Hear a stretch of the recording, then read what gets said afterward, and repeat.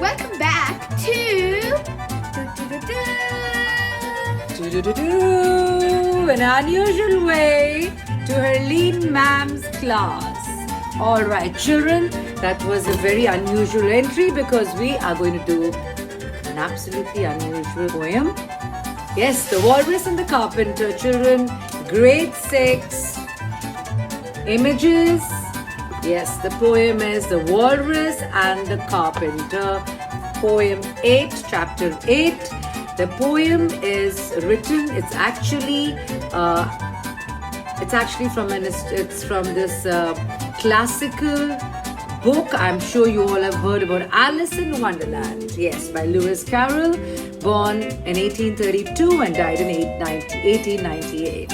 Well, Lewis Carroll was an English writer, mathematician, and also a photographer, and had a sequel of Alice in Wonderland called Through the Looking Glass. Now, this poem is a narrative, it's in a story form, and it appeared in the book Through the Looking Glass, and it's recited by the Fat Twins, that's Tweedledum and Tweedledee for Alice. Alright, to Alice. Should we start now? Alright.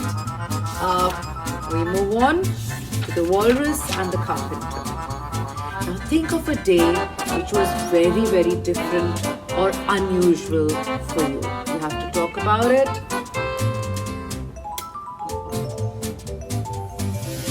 Yes, that was unusual. So yes, children, you're going to write about a day which was very different and unusual for you, like the carpenter coming right in front of us.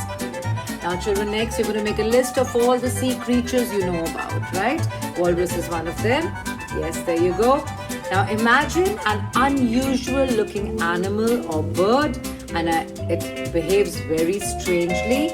Draw this creature and describe its behavior. About a paragraph. Alright, we start with the unusual poem, The Walrus and the Carpenter.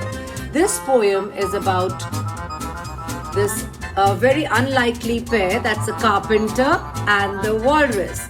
We're going to trick the oysters. Whoops! We're going to trick them into being eaten after they take them for a walk. Now, the eldest oyster is not going to go for a walk because he is wise, sensible, right? But the small little oysters are inexperienced, they're immature. They just get into the talk and they go for a walk with the walrus and the carpenter. And what is the intention of the walrus and the carpenter? To become friends with them? No, they want to eat up all the oysters. Alright, the sun was shining on the sea, shining with all his might. He did his very best to make the billows smooth and bright. And this was odd because it was the middle of the night. Now, the sun was shining on the sea, shining with all his might, and did the very best for all the waves smooth and bright. Why was this odd? Because it was middle of the night. And who got upset with that? The moon. The moon was shining sulkily because she thought the sun had got no business to be there after the day was gone. It was very rude of him, she said, to come and spoil the fun. Now the moon is getting upset and sulking, with the sun and saying that that's none of your business, you need to set, but the sun is always there, right? So he says, you should be home, you should have set by now, it's my time, the night. The sea was wet as wet can be. The sands were dry as dry. You could not see a cloud because no cloud was in the sky. No birds were flying overhead. There were no birds to fly. The walrus and the carpenter were walking close at hand. They wept like anything to see such quantities of sand. If this were only cleared away, they said it would be grand. Now what are they expecting?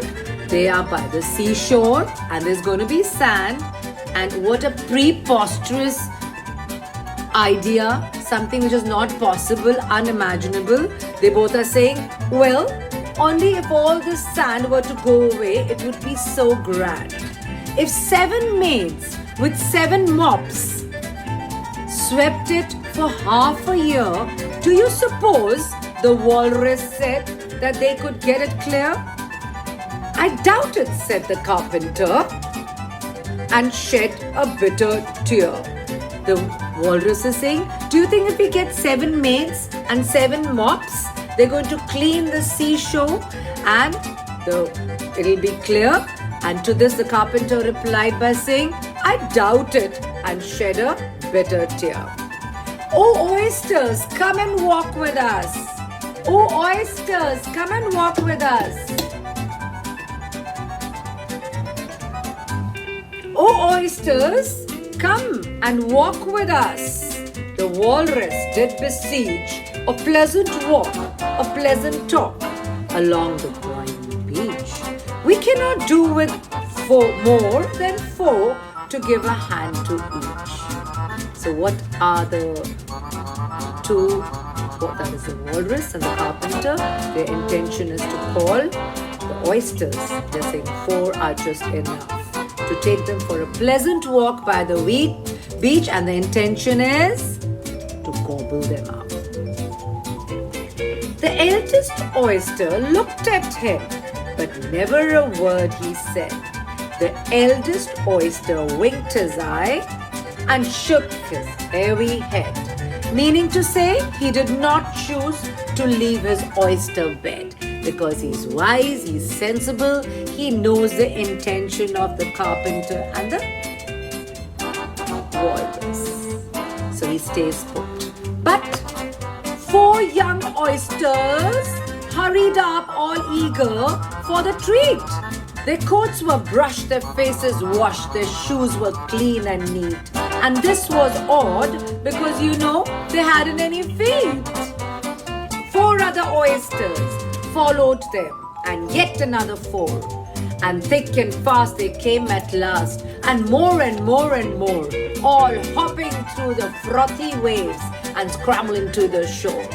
So we had lots of oysters following the walrus and the carpenter because they're naive, they don't know, they're innocent, they're inexperienced, they're not very mature, like the eldest oyster who winks and says, no, I'm not going with you, I know your intention.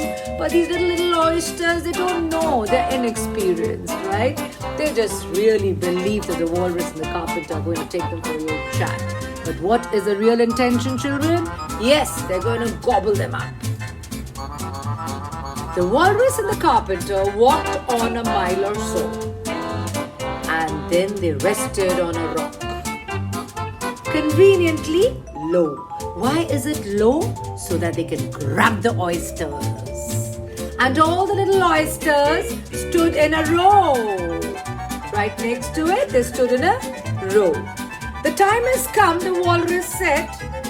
The walrus said to talk of things, of shoes and ships and sealing wax, of cabbages and kings, and why the sea is boiling hot and whether pigs have wings.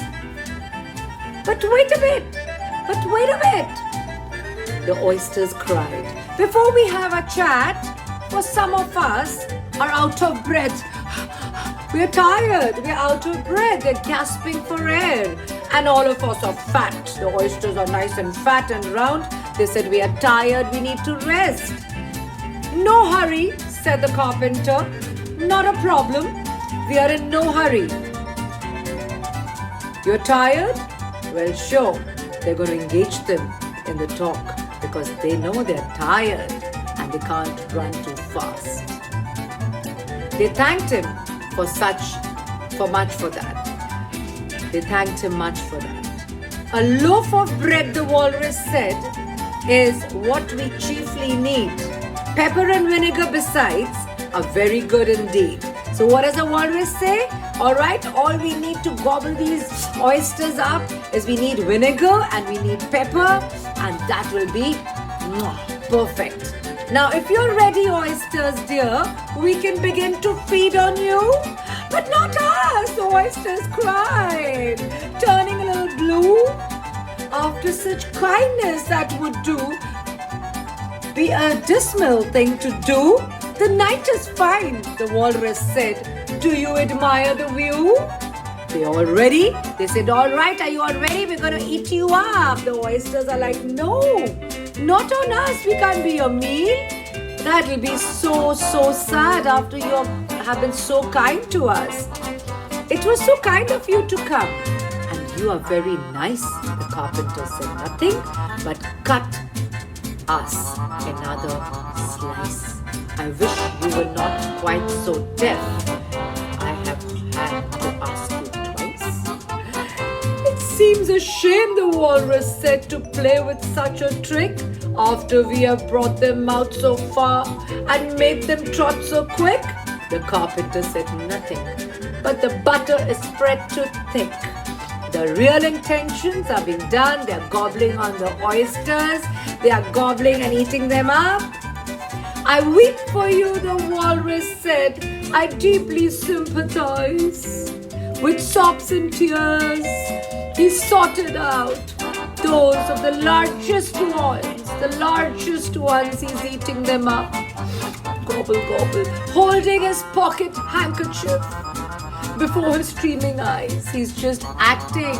He's just acting that he's feeling bad, but they are swallowing and gobbling all the oysters. They're eating them up with vinegar and pepper. Oh, oysters, said the carpenter, you have had a pleasant run. Shall we be trotting home again? But answer came there, none.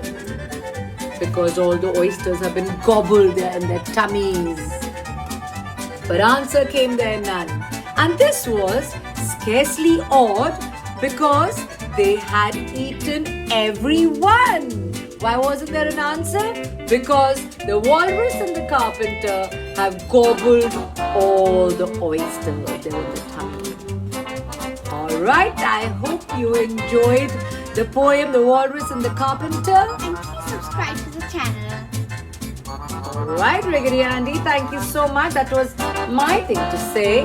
Alright, so the walrus and the carpenter tricked the oysters for a walk by the seashore, and eventually, what did they do? They ate up all the oysters. Alright children, I hope you enjoyed the poem as much as we enjoyed reciting it, and all the puppets were made by Umaid and Tahira. I think we should thank them. Just thank them, Riggedy. Bye. Bye-bye.